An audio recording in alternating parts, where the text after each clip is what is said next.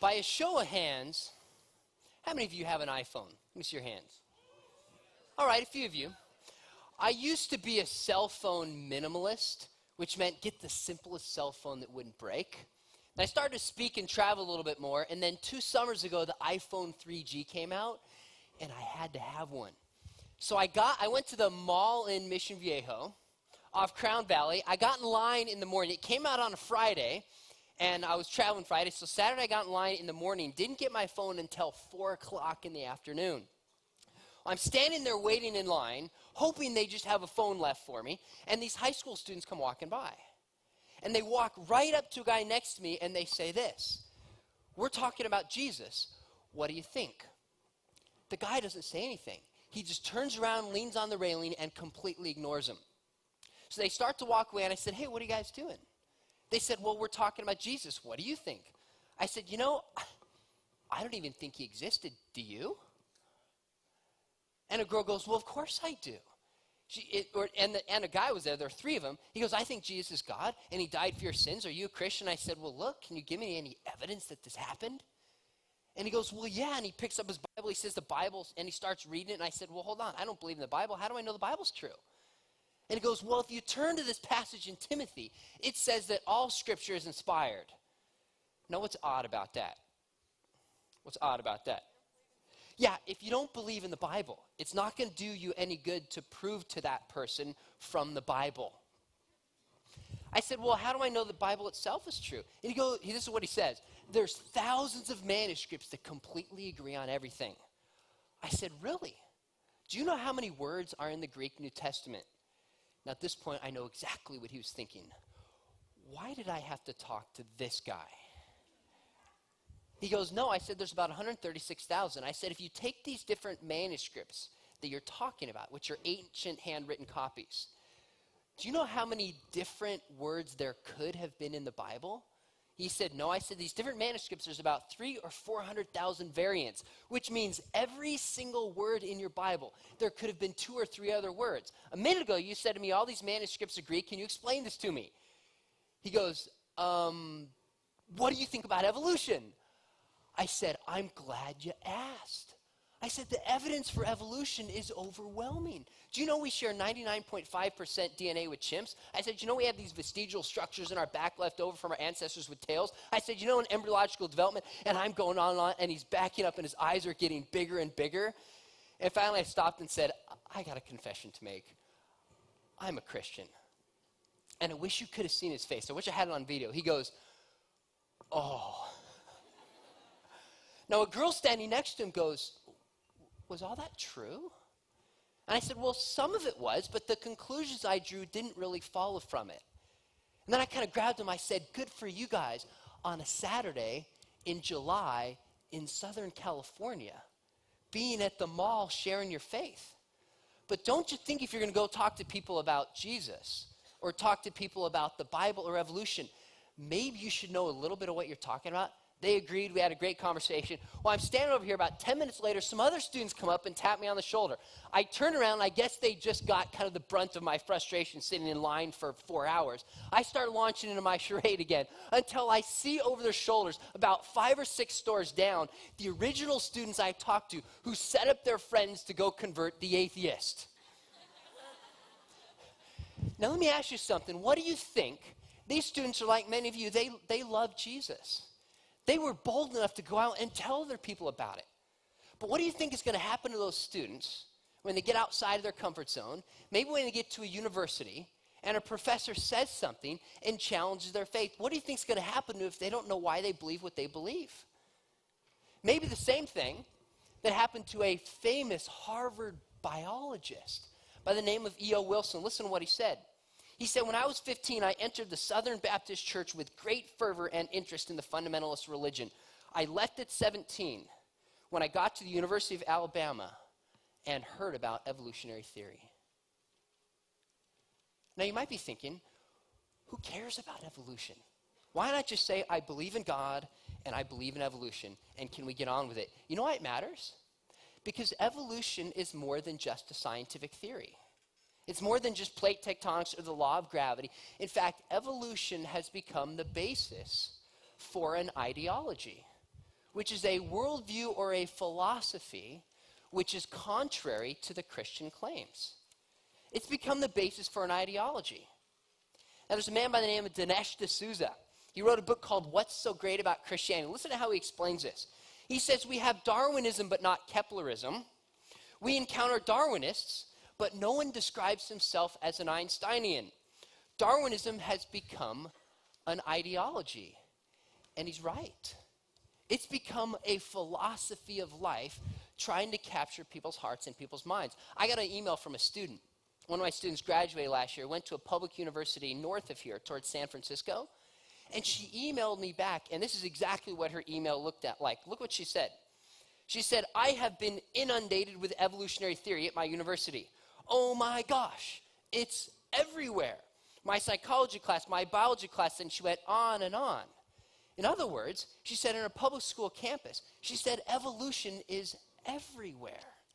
All of her classes and subjects were being taught from the perspective of evolution. Now, why would that be the case? Remember last week, I mentioned a guy by the name of Daniel Dennett who said Darwinism is like a universal acid. You remember this?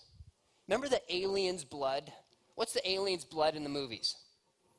It's acid. It eats away everything in its path. Well, this man, Daniel Dennett, who's an atheist, he said Darwin's theory is like a universal acid.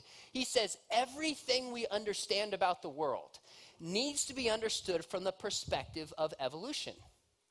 So that's why, take a look at this. This is why we have books about medicine called Why We Get Sick, the New Science of Darwinian Medicine. Or books on economics, economics as an evolutionary science. Or books on law, the legal profession, evolutionary jurisprudence. Even religion. Look at this. Religion explained, the evolutionary origins of religious thought. Or literature, like English class, called literary Darwinism. You see the point? All of reality is to be understood from within an evolutionary perspective. Now, this isn't just in the university. It seeped its way down into popular culture. And in an episode not too long ago, which now is on reruns from the show Friends, there is a certain character who doubts evolution. Now, if you think somebody on Friends is going to doubt evolution, who do you think that character might be? Phoebe, you got it. Why? Now, you're right. Don't shoot me, I'm just the messenger. Because she's the dumb blonde, right? She plays that role. I'm not saying they are. I'm just the messenger. Some of you are looking at me like, I can't stand this guy. Don't worry. She plays a dumb blonde, right? Now, she's having a discussion with Ross about evolution. And Ross finds out that she doesn't believe in evolution. So listen to what she says, or what Ross says. He says, excuse me, evolution is not for you to buy, Phoebe. Evolution is scientific fact. Like the air we breathe.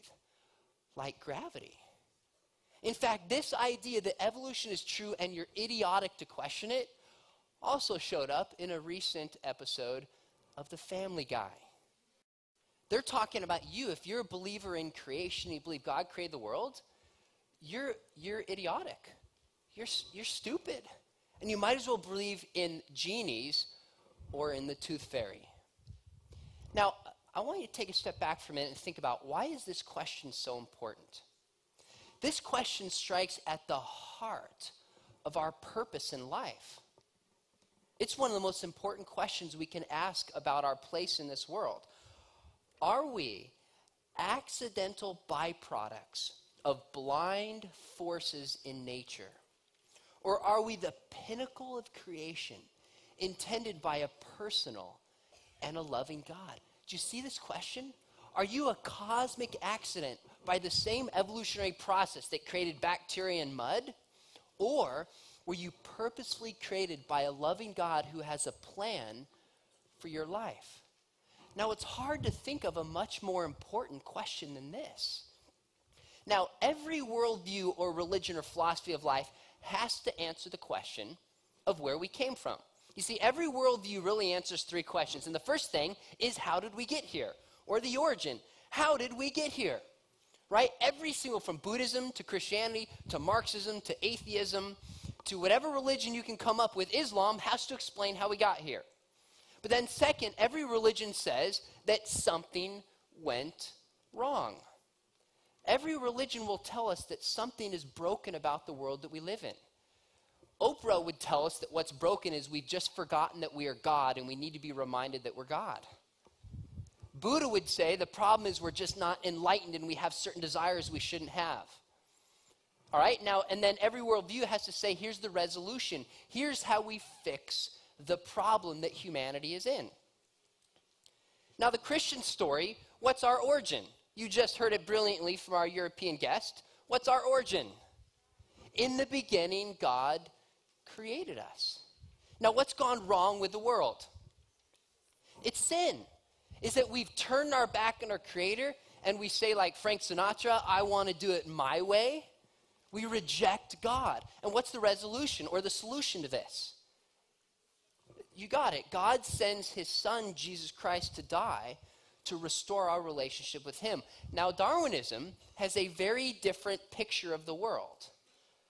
Darwin's story about origin would be this. This is according to Victor Stenger in his book, The New Atheism. Our origin is, Darwinism implies that humanity developed by accident, contradicting the traditional teaching that humans are special, created in God's image. So the world, according to Darwinism, humans, you're an accident. You're a cosmic accident. What went wrong with the world? It's not that we've rebelled against God. It's that evolution is a clumsy process and people get hurt in the middle of it. Evolution is imperfect and things get hurt in the middle of the process. How do we solve it? Instead of looking to God, who's supposed to solve it? We are. That's right.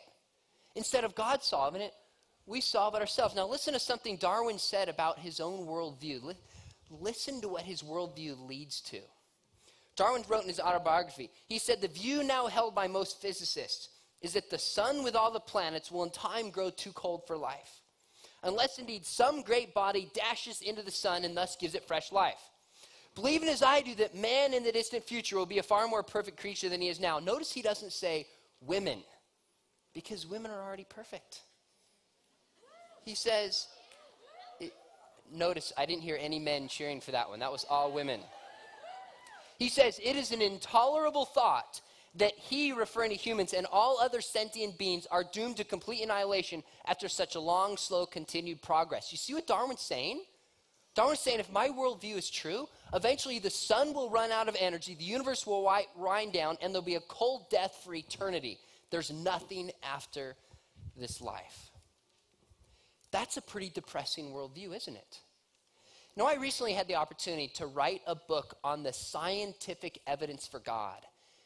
And you know, one of the things that completely surprised me is that even atheists, most atheists will admit that the world looks designed. Did you know that? Even many atheists will say the world looks like it was designed by God.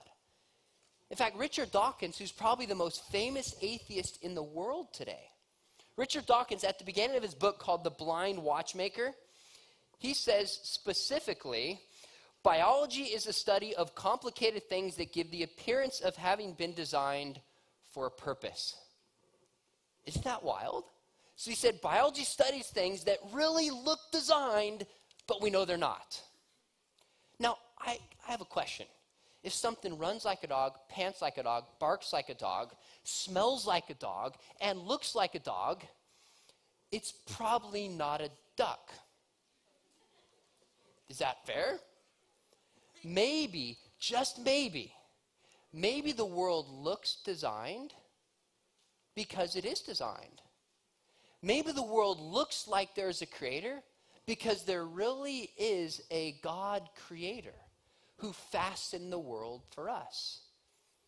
Now, in a minute, we're going to look at the scientific evidence as believers, and I'm assuming probably most of you are. If you're not, that's fine. I'm glad you're here.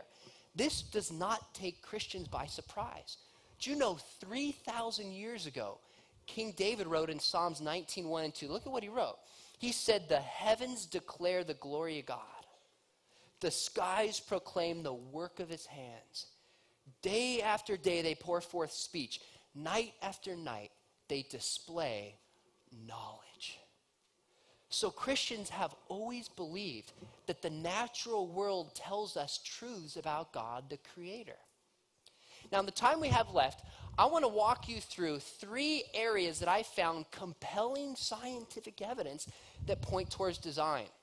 Now, about a year ago, I wrote a book called Understanding Intelligent Design, and we went through about 5 different scientific disciplines that all point towards the existence of a creator. In this session, we're going to look at 3 of them. And the first one I want to look at is physics. Now, don't be turned off by that big word. That's okay, but the world of physics is the study of motion. Now, I remember I asked you this last time, but remind me of the show of hands. How many of you have been to Julian in the mountains of San Diego? Okay, quite a few have. Julian, famous not for onions, as somebody shouted out last time. I'll never forget that. Famous for apple pies. And in Julian, I want you to imagine that you go up to Julian. It's way up in the mountains, about 5,000 feet up. There's lots of hills you can go hiking and fishing in. I want to imagine you go up to Julian and you come across this abandoned cabin. Now, you see this abandoned cabin up there. You walk up, and at first you think, wow, no one's there. This will be interesting. But as you walk closer, you hear the sound of your favorite song, Billie Jean by Michael Jackson. I know. You can be honest. But then you open up the door and you walk in, and you smell the scent of your favorite meal. Then you walk over to the TV, and you see your favorite video game console and the exact videos you like there. You walk over to the fridge, you open it up, it's the exact snacks you like. You go to the bathroom, and you see all your normal toiletries. Now, besides thinking that somebody might be stalking you, your thought would be what? This couldn't happen by coincidence. Somebody knew that I was coming. Somebody expected your arrival. Now, you know what's incredible about this? Just in the past few decades, scientists have learned that the universe as a whole is just like this cabin. It's as if the universe was fastened exquisitely for human life to exist and to thrive. Now, this isn't just a Christian saying this. There's a physicist who's an acclaimed physicist by the name of Freeman Dyson. Listen to how he words this. He says, as we look out into the universe and identify the many accidents of physics and astronomy that have worked to our benefit, it almost seems as if the universe must in some sense have known that we were coming. So this is what philosophers call a fine-tuning argument. So when you get in the shower in the morning, and I hope all of you shower every morning. Some of my students don't, which is why they sit in back. Now, one of my students looked at me, no, that's not why you're in back. Imagine you take a shower in the morning. You take the hot and the cold. What do you do with it? You fine-tune it so the temperature is just right? You take the knobs and you adjust it so it's just the right temperature. Now, it seems that the universe is adjusted just right for life. So it's as if life exists on a razor's edge, and the slightest change to the right or left, and our whole universe would be inhospitable to life. So there's an Arizona State, internationally acclaimed physicist, and he said this. He said, the universe, it looks like a put-up job. He said, it looks like a fix. And then he said, the cliche that life is balanced on a knife edge is a staggering understatement in this case. No knife in the universe could have an edge that fine. Now, what does he mean? Let me give you a couple examples so you can grasp what we're talking about here. The first one is the expansion rate of the universe. Do you know our universe is expanding? It's expanding faster and faster. And the expansion has to be perfect. If it was a little faster or slower, life would be impossible. So here's a way to understand it. Have any of you seen like those life-size like balloon launchers that take 3 people to use? You ever seen those? Now, in college, me and my friends stupidly thought we could do this without getting caught or without causing damage. These are the type that you, like a window, it takes one person to hold it on this side, one person to hold on this side, and then another person goes back like this, and you launch like a balloon or like a cat or something like that. Well, what happens is it has to be exquisitely calibrated. And what we would do, probably shouldn't tell you this, but we were in dorms at Biola, and there's one dorms that there's huge trees, and then there's a ravine where like water goes through, and then there's a stop sign. So we were pretty confident we could get it all the way up over the water and trees and hit these cars as they stopped at the stop sign.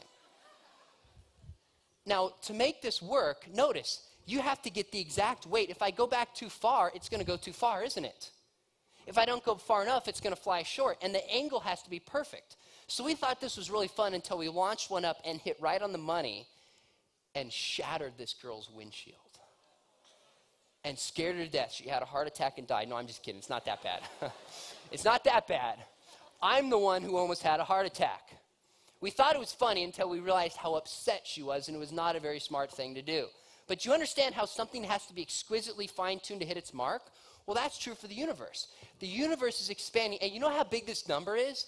This is actually a number with, take the number 10, with 54 zeros after it. 54 zeros after it. That's a huge number, all right? Now, what happens if we take, now this is what I told you about the expansion rate is only one of 30 physical parameters that must each be fine-tuned for life. Now, those of you who like math, and you're probably thinking, well, none of us like math. My wife's a high school teacher. I know there's at least a couple of you, she taught math for a few years, that actually like math. You're starting to think, wait a minute, what are the odds of this happening by chance? Well, what happens if we take two of these and put them together? I'll give you another example, gravity. Now, is gravity the same here as on the moon? That's kind of a trick question. The effects of gravity are different here than on the moon because the Earth is bigger than the moon. But the law of gravity is the same here as on the moon. It's universally true. But objects fall faster to Earth because Earth is bigger. Now, gravity has to be fine-tuned exquisitely for there to be any life in our universe. Now, how fine-tuned does it have to be? I want you to imagine a ruler that stretches out with 1-inch increments on it, not across this room, not across the state of California, not across all of Earth or our solar system or our galaxy, across the entire visible universe. Do you know that gravity is set on the 1-inch increment, the only one that can allow our universe to support life? So if it was moved 1 inch to the left or the right, life would not be possible. So mathematically, how big of a number do we have when we put just two of these 30 together? Here's how big the number is. It's 1 part in 100 million, trillion, trillion, trillion, trillion, trillion, trillion. That's equal to 1 atom in the entire universe. Now, that's a pretty big number. If you can't grasp how big that number is, think of, well, our new national debt. That's a pretty big number. In fact, when you start to take all the laws of physics that must be fine-tuned, there's an Oxford University physicist by the name of Roger Penrose. You know what he said? Listen to this. He said, if we combined all the laws that must be fine-tuned, we couldn't even write down that number in full because it would require more zeros than the number of elementary particles in the universe. Now, when we see something that's fine-tuned, like the knobs in a shower, what do we know can fine-tune things? A mind. Intelligence can fine-tune things. There is no natural explanation for why the world is so fit for life, yet we know a mind or a fine-tuner can do it. Physics is pointing towards the existence of a cosmic mind. Now let's look at another area. We'll look in the area, physics is huge laws. Now let's get small into the area of biochemistry. Now, you remember last week I told you there's something that if you found this, it would prove Christianity false. What is it? It'd be the femur of Jesus or the body of Jesus. If you had the body of Jesus, Christianity would be false. Now, Darwin actually did the same thing. He said, if you find this thing, it would prove my theory wrong. Now, what did he mean? Let me read it to you and we'll break it down. Darwin wrote this. He said, if it could be demonstrated that any complex organ existed which could not have possibly been formed by numerous successive slight modifications, my theory would absolutely break down. Now, what did Darwin mean? You guys have taken Biology 101. Remember, at the beginning of Darwin's tree, there's the first life form, and then through natural selection and random mutation, all of life fans out through these millions of tiny incremental steps. So Darwin said, if you could find some complex system at the top that couldn't have been built in an incremental manner, he said my whole theory would be false, which would be like finding the body of Jesus. Now, in 1996, a PhD biochemist by the name of Michael Behe released a book that has caused a firestorm in this whole area of intelligent design. He released a book called Darwin's Black Box. Now, why would he call a book Darwin's Black Box? Here's what a black box is. A black box is something that is very interesting, but we have no idea how it functions. So I know how to use an iPhone. It's very interesting to me, but I don't have a clue what makes an iPhone work. It's a black box. Actually, to me, the ultimate black box is women. I mean, my daughter and my wife fascinate me. I don't have a clue what makes them tick. Now, why did Mr. Behe call his book Darwin's Black Box? Because during the day of Darwin in the late 19th century, when they looked through the microscopes they had at the cell, it looked very simple. It looked like a glob of jello. So they thought, oh, it must be very easy. But as we got increasing technology, we started to look in the cell. We realized, oh my goodness, there's complexity and sophistication that rivals our greatest human technology today. Now, in Darwin's Black Box, Behe gave a concept that directly challenged Darwin's theory of falsification. And here's what he called it. He called this idea, and we'll break it down, he called it irreducible complexity. All right, now write this down. I'll make sure you understand it. He called it irreducible complexity. Now, what did he actually mean? An irreducibly complex system is one that requires several closely matched parts in order to function, where the removal of one of the key components effectively causes the entire system to cease functioning. All right, so just think about it like this. It's not like a toothpick, right, which is only one part. It's a system with multiple parts, but if you remove one key part, the whole system fails. Now, Behe's famous example was a mousetrap. He said, take a mousetrap. A mousetrap, and you can see the picture up here, requires multiple interworking parts to function. You've got the hammer, which crushes the little mouse. All the girls are like, aw. The guys are like, yes, right? The hammer crushes them. It's got the spring, it's got the catch, and it's got the wooden platform. Now, what happens if you take one of those parts away? Does this work 80%? No, how much does it work? 0. Either this is all or it's none. It's all or none. Now, Darwin's theory, here's the challenge. If you just put a piece of wood down, would that be an effective mousetrap? I mean, think any mice are going to come running by, trip on the wood, fall, hit their head, roll over, and just die for you. Good luck selling that one, even in France. I'm just kidding.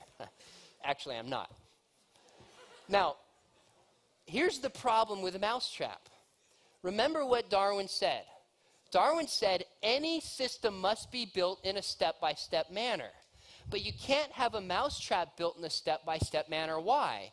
Because it has no function until all the parts are in place.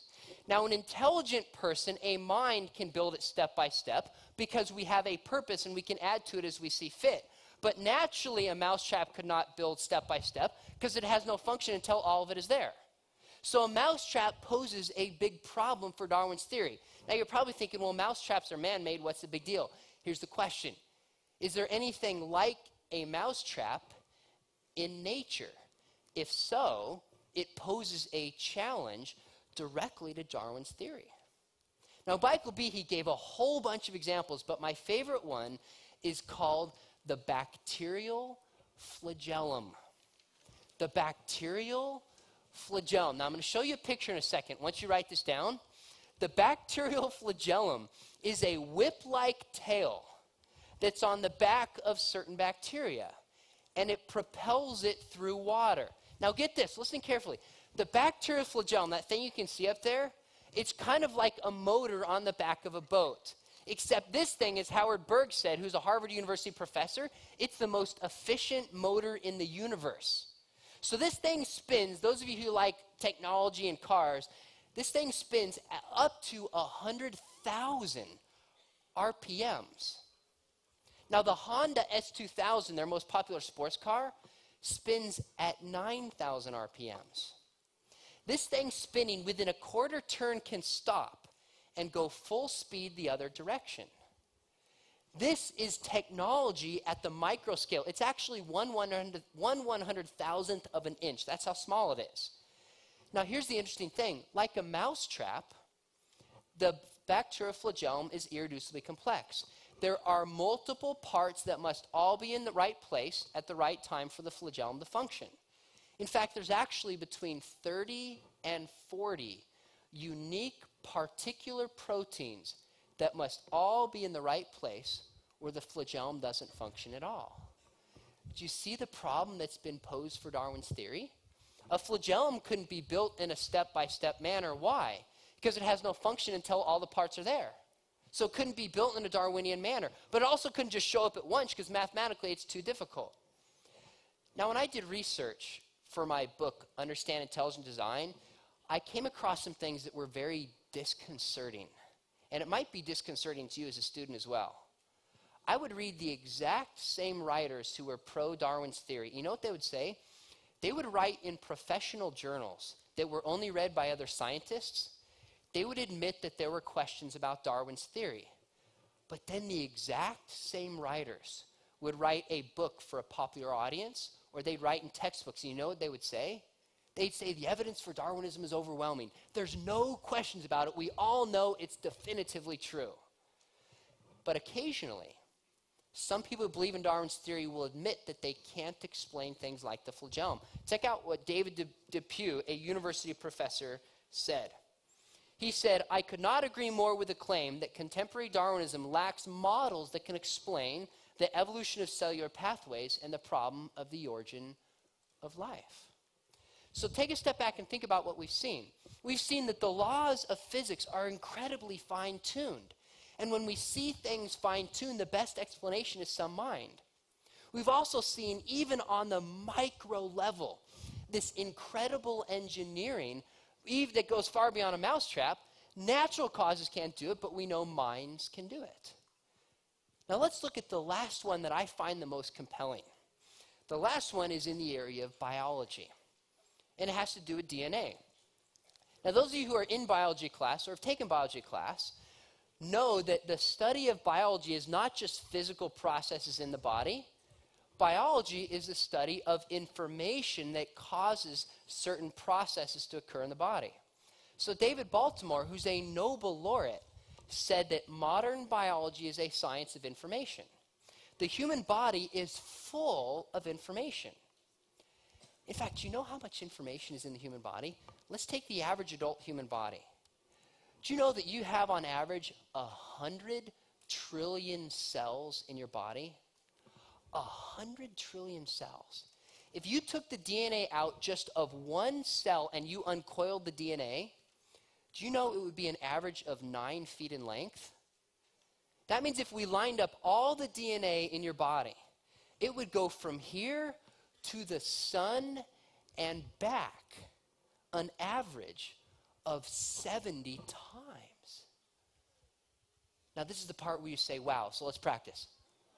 Okay, good, you're with me. Do you grasp how incredible that is? 70 times. Now what does DNA do?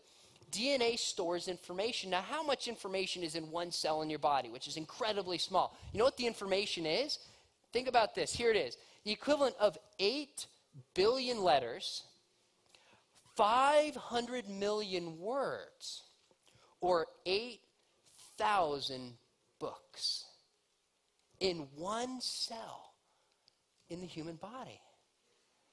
In fact, the cell is so sophisticated that, you know what Bill Gates said recently? He said DNA is like a computer program, but far, far more advanced than any software we have ever created. And yes, that's also true for Apple. Now here's the question. Where does the information come from in the human body? How can we get all this information and this technology on such a micro level? Could it happen by chance? Or does it require some type of design? Now the most common explanation we have, actually there's a film clip from one of my favorite comedies that explains the solution that many people offer who are not willing to consider God. Let's check it out. I want to ask you a question straight out, flat out, and I want you to give me an honest answer. What do you think the chances are of a guy like you and a girl like me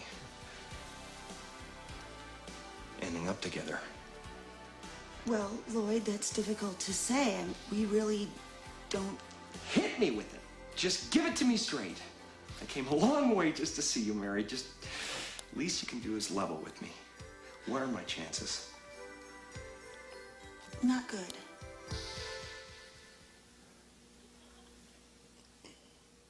You mean not good like 1 out of 100?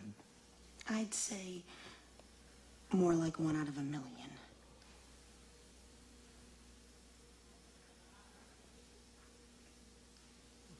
So you're telling me there's a chance?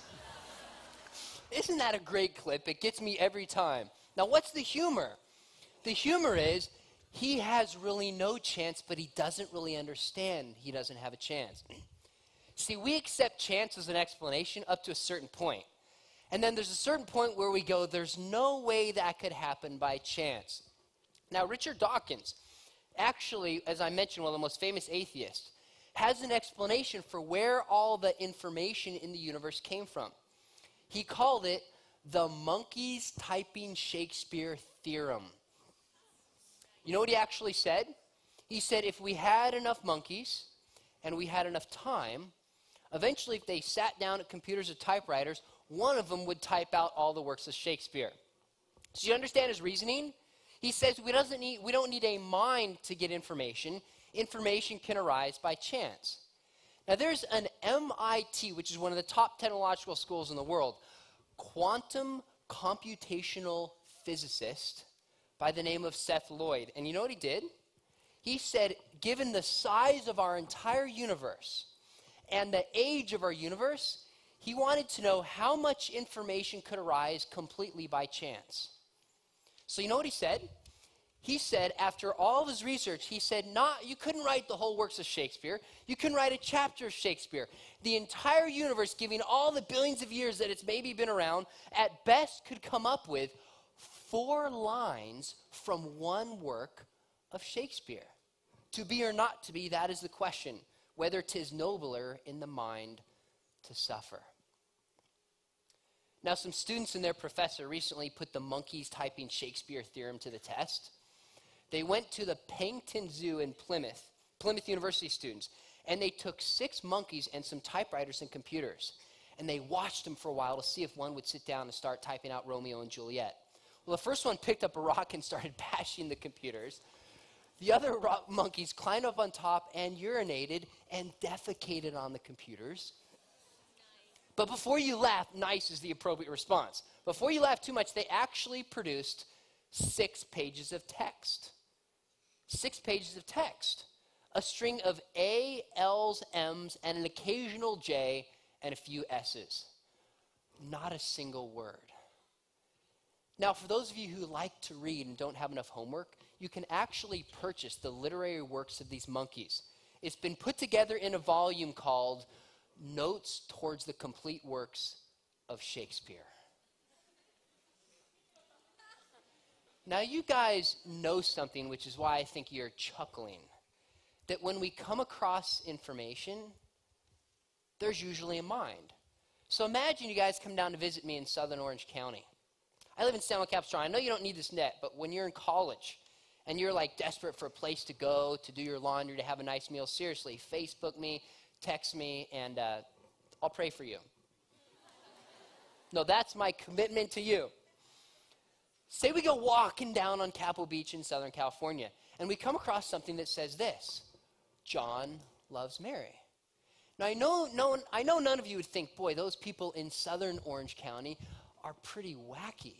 That's amazing how different of a place it is, how the waves and the erosion and the wind can just spell out information. Now, you wouldn't think that. Why? Because you know the best explanation is that either John loves Mary, or Mary wants to be loved by John. I mean, I wouldn't put it past them. Or someone's playing a trick on both of them. But you know for certain that when we see information, the best explanation is a mind. There's a Cambridge scientist by the name of Stephen Meyer. He just wrote like a 500-page book called Signature in the Cell. Listen to what he says. He says, Whenever we find information and we know the story of how it arose, we always trace it back to what? An intelligent source. So if you get a text, I know none of you go, oh, that's crazy. I got a text that tells me to be home at 7 o'clock. I bet my dog sent that. If you get a text with information, you know it came from an intelligent mind. When you read a newspaper, you know it didn't just happen by the forces of nature. It can be traced back to a journalist. When you see in the sky that it says drink Coke with the clouds, you know that doesn't mean strange rain formation coming from the east. A plane went by and caused that.